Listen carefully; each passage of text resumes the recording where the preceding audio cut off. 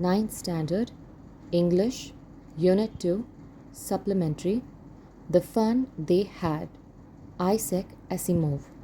Warm-up. Here is an imaginary high school class depicted in a French postcard 1901 to 1910. After looking at the postcard, what do you think have come true in the present century? Now, share your views about the changes that you and your classmates expect in your school and classroom in about 20 to 50 years. Read the story to find out how a student like Margie studies in the year 2157. Margie even wrote about it that night in her diary. On the page headed 17 May 2157, she wrote, "Today, Tommy found a real book." It was a very old book. Margie's grandfather once said that when he was a little boy, his grandfather told him that there was a time when all stories were printed on paper. They turned the pages, which were yellow and crinkly, and it was awfully funny to read words that stood still instead of moving the way they were supposed to on a screen. You know. And then when turned back to the page before, it had the same words on it that it had when they read it the first time. "Gee," said Tommy, "what a waste. When you are through with the book, you just throw it away, I guess. Our television screen must have had 1,000,000 books on it, and it's good for plenty more. I wouldn't throw it away." "Same with mine," said Margie. She was 11 and hadn't seen as many telebooks as Tommy had. He was 13. She said, "Where did you find it?" "In my house." He pointed without looking because he was busy reading. "In the attic." "What's it about?" "School." Margie was scornful. "School? What's there to write about school? I hate school." Margie always hated school, but now she hated it more than ever. The mechanical teacher had been giving her test after test in geography, and she had been doing worse and worse until her mother had shaken her head sorrowfully and sent for the country inspector. He was a round little man with a red face and a whole box of tools with dials and wires. He smiled at Margie and gave her an apple, then took the teacher apart.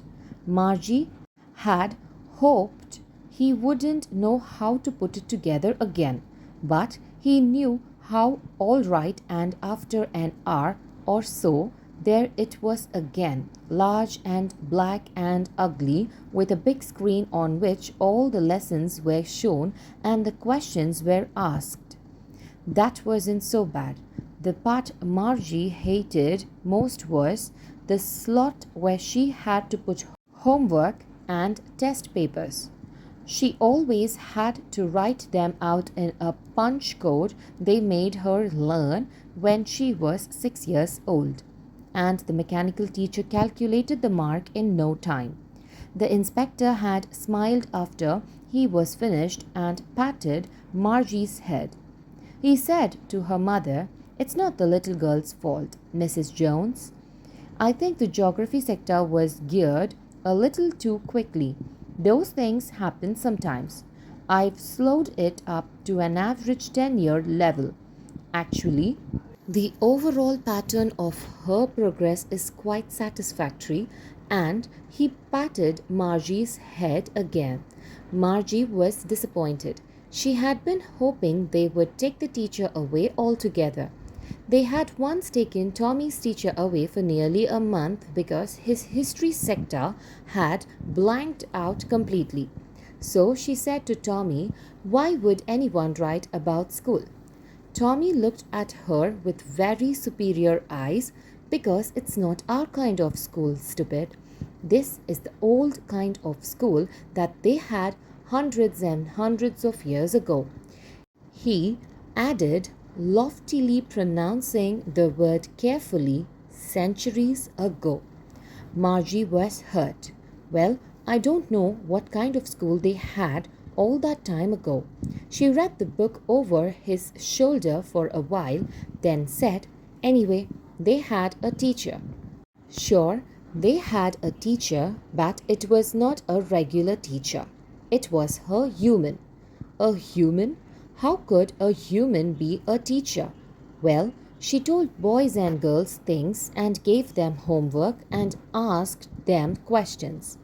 A human isn't smart enough? Sure, one is. Margie wasn't prepared to dispute that. She said, I wouldn't want a stranger in my house to teach me. Tommy screamed with laughter. You don't know much, Margie. The teachers didn't live in the house. They had a special building and all the kids went there. And all the kids learned the same thing. Sure, if they were the same age. But my mother says a teacher has to be adjusted to fit the mind of each boy and girl it teaches, and that each kid has to be taught differently. Just the same, they didn't do it that way then. If you don't like it, you don't have to read the book. I didn't say I didn't like it, Margie said quickly. She wanted to read about those funny schools. They weren't even half finished when Margie's mother called, Margie, school. Margie looked up. Not yet, Mama. Now, said Mrs. Jones, and it's probably time for Tommy too. Margie said to Tommy, can I read the book some more with you after school? Maybe, he said nonchalantly. He walked away whistling, the dusty old book tucked beneath his arm. Margie went into schoolroom. It was right next to her bedroom and the mechanical teacher was on and waiting for her. It was always on at the same time every day except Saturday and Sunday because her mother said little girls learned better if they learned at regular hours. The screen was lit up and it said, today's arithmetic lesson is on the addition of proper fractions. Please insert yesterday's homework in the proper slot. Margie did so with a sigh. She was thinking about the old schools they had when her grandfather's grandfather was a little boy. All the kids from the whole neighborhood came, laughing and shouting in the schoolyard, sitting together in schoolroom, going home together at the end of the day. They learned the same things so they could help one another with the homework and talk about it. And the teachers were people. The mechanical teacher was flashing on the screen. When we add half and quarter. Margie was thinking about how the kids must have loved it in the old days. She was thinking about the fun they had. About the author, Isaac Asimov, born on January 2nd, 1920, was an American writer and professor of biochemistry at Boston University. He was known for his work of science fiction and popular science. Asimov was a prolific writer and edited more than 500 books, an estimated 90,000 letters and postcards. Asimov wrote hard science fiction along with Robert A. Heinlein and Arthur C. Clarke. He was considered one of the best science fiction writers during his lifetime. Glossary: crinkly, with many folds and lines. Awfully, very extremely. Attic, a space just below the roof used as a storeroom. Scornful, feeling or expressing contempt. Loftily, something done in a proud or haughty manner. Centuries, a period of several hundred years. Nonchalantly, in a casually calm and relaxed manner. Do you know? Sophia, a social humanoid robot. In October 2017, the robot became a Saudi Arabian citizen. The first robot to receive citizenship of any country. In November 2017, Sophia was named the United Nations Development Programme's first ever innovation champion and the first non-human to be given any United Nations title. Do you know? Punched tapes or perforated paper tapes is a form of data storage consisting of a long strip of paper in which holes are punched to store data.